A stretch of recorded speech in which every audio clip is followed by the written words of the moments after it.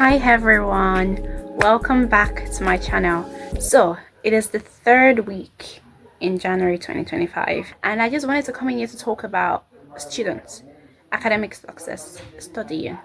If you've ever felt frustrated because the hours that you put into studying does not reflect in your result, then this video is for you.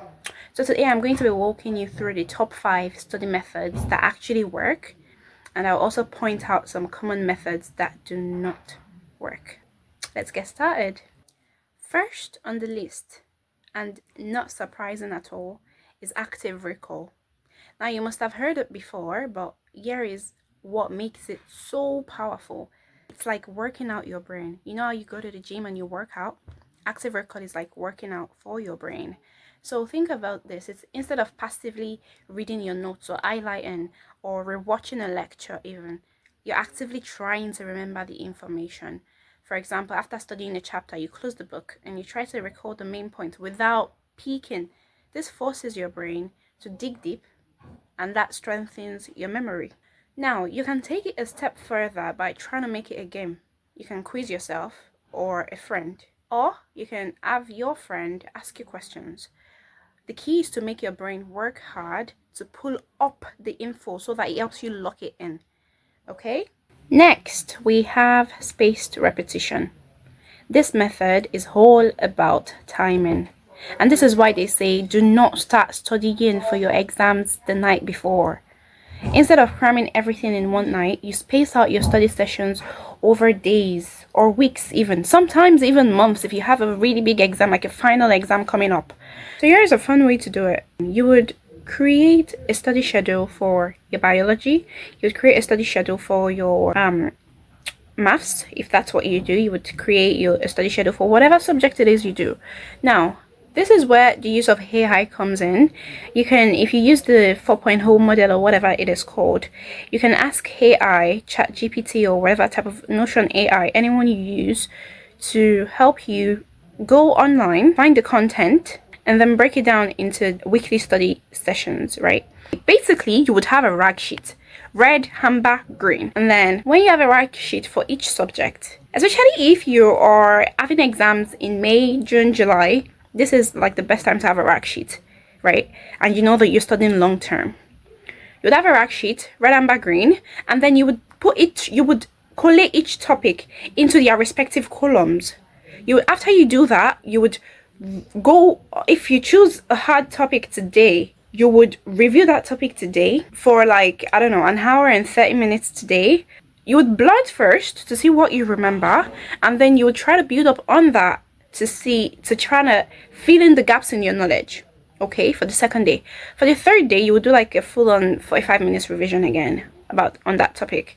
And then on the fifth day, you can try to not do it on the fifth day, that topic. And then on the sixth day, just full-on blurting or exam papers solely on that topic. And then you continue that cycle until you're like really good at it. Now, for a topic that you're really strong on, but you need to revisit so you don't forget, you would review that topic today, then in 2 days you would review it again. 2 weeks later you would try to see what you remember from memory, and then based off of that you would decide what it is you do, whether you review it in shorter periods of time or in longer periods of time. I hope that makes sense. If it doesn't make sense, please let me know in the comment section and I'll try to do like a physical example. The reason why I can't do physical examples right now is because I can't. Okay, so the reason why we do this is to help move the information from short-term memory to long-term memory, because best believe, especially if you do A-levels, you do not want to keep forgetting what you're reading. You don't want to keep forgetting what you're studying. And a pro tip is to use apps like Anki or Quizlet. I love Quizlet. Quizlet is like a best friend at this point because I only have about 4 months to my final exams, and the reason why these apps are good is because they are designed for spaced repetition. Quite literally, they remind you to review something so that you don't forget.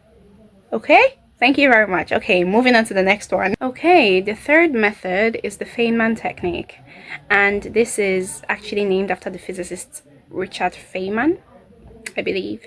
And this one is such a favorite. I say this in all of my videos. The Favour and technique is a favorite of mine because it involves teaching a concept to somebody with no background information in that topic, and you need to make them understand it. That is what it involves. If you're like an introvert and let's say you're the only child, or whatever, for whatever reason you don't want to teach somebody, you can use a whiteboard or talk to yourself. Don't worry, it's not weird. When you get your results with all A stars, you will not think it's weird. And for example, if you're studying biology, try explaining the process, the whole process, especially if you're studying A-level biology, right? Try explaining the whole process of photosynthesis in very simple terms. Try explaining the Krebs cycle in very simple terms, link reaction, the process of eutrophication. Try explaining all those type of things in very, very simple terms, but keeping the keywords that your exam board wants. Because even if you know it and you don't use your keywords, you're not going to get the top band marks. Okay, and then when you're doing that, if you get stuck, then you know that that is a sign for you to go back and review that part. This method does not only help you to understand the material better, but also shows you where your weak spots are. Okay, now let's talk about interleaved practice. Instead of just focusing on one subject for hours, please don't do that. Mix things up. Do not just, yeah, I know you hate maths, I know you hate chemistry, and you're so scared of failing, and I believe that you're not going to fail, but as of right now, do not just focus on the whole subject for the whole of a Saturday. Do not do that. Mix things up. Okay, if you're, an example would be that if you're studying for a maths exam, do not just stick to one type of problem. It does not help. Mix in different types of problems, or even switch between subjects, right? Like maths and science. Now, this approach might feel a bit harder at first because your brain is switching gears, but that is the whole point. That is the whole point. It trains your brain to be more flexible and better at applying knowledge in different areas and in different aspects. Context, if you will. Also, a little bit of a digression. That's like my vision board right there. You should do one for 2025. And you can have a blank one if you want. Okay, so the fifth method is elaborative interrogation. And this is where you ask yourself why questions about the material. Instead of just memorizing, ask yourself, why does this enzyme work this way? Ask why it's true or how it connects to other contexts. For instance, if you're learning about historical events, don't just memorize the dates. Ask yourself why those events happened and what the consequences were. It's like if you're studying the World War. Why did the World War happen? And what were the consequences? This deeper level of thinking helps you make connections and remember the material much more effectively. Now, we're gonna quickly touch on what you think works but does not work as well as you might think. One is highlighting and rereading. Those are two of the most common methods that students use. They're not very effective. Now, genuinely, I am somebody who likes to make my note pretty. This is my pencil case right here. They're all just a bunch of highlighters and color pens.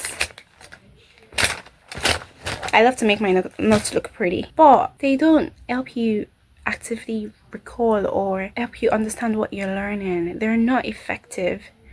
Highlighting can make you feel productive. It will make you feel productive, but you're just coloring your notes without thinking, without engaging your brain.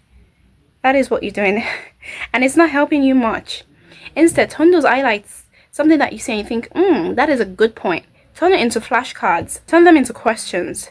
As for rereading, that is passive learning. You're just rereading. This is not a novel where you have to continuously read it. A novel, of course, you have to continuously read it, but for the most part, for the most subjects that don't involve novels, the best thing for you to do is to read it once and try to summarize what you've read from memory. Try to see how much you can remember and then build up on that. Work on your weak points. And now we're going to talk about multitasking. Please tell me why you're multitasking whilst studying. Why are you doing that to yourself? Why are you wasting your time? Focus on one thing at a time. The thing is, it might feel like you're being super productive or you're getting so much more done by multitasking, by studying and having the TV on in the background. Some people listen to music and it helps them. If you're one of those people, please keep that up. Now, for me, I can't listen to music when I'm studying. Let's believe, even if it is lo-fi, I'll start dancing. So the truth is, multitasking splits your focus because your brain cannot give 100% attention to two things at a time unless you're Sheldon. And so you need to create a distraction-free environment.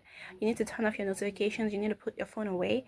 You need to focus on one thing at a time, studying. You'll be amazed, genuinely. You'll be really, really amazed at how efficient you will be and how much this will work. Now, before we wrap things up, I want to add a bonus tip. I want to add a bonus tip, which is to use sensory triggers. Now, you might think, what the heck is that? But I remember when I was younger and I watched this movie where the girl, at the spelling bee competition, and when she was practicing and just trying to spell words, when she was practicing and preparing for the competition, there was a particular scene where she was doing jump ropes and spelling it and spelling it. And then on the stage, that particular word came up. And then she couldn't really remember it. And then she started doing this. And then she started spelling it. Say what she wanted to spell was, I don't know, very simple word, but cookies. She was going like COOKIES, and she got it right. That is what I mean by sensory triggers. So now, for you, that might be studying in the same location. Okay? For you, that might be studying in the same location. If you're the type of person that listens to music whilst they study, that might be listening to the same type of music. Or even sharing, this sounds weird, okay? But even sharing the same scent, because you know how they say scent old memories. Sometimes it works for your studying. Genuinely, sometimes it does. It works for your studying. What I'm trying to say is, do something or create a mental association that helps you recall information that you've learned at that time. It is a simple trick, and it might seem like a weird trick, but it makes a very big difference. And there you have it, the top 5 study methods that actually work, some bonus tips, and the ones that don't work. And so I'm going to say that if you start applying these techniques the way you're supposed to apply them, I guarantee that you'll see some differences, some improvements, and some efficiency in your result and in your overall development as a student. Now, I want to say thank you so much for watching. If you found this video helpful, do not hesitate to give it a thumbs up or subscribe. Why not subscribing? It does not bite. Okay, I'm joking, but yeah, and let me know in the comment section what methods you're excited to try, or if you have a unique study hack that you're going to share with the people. Okay, let's crush the study goals together. Bye.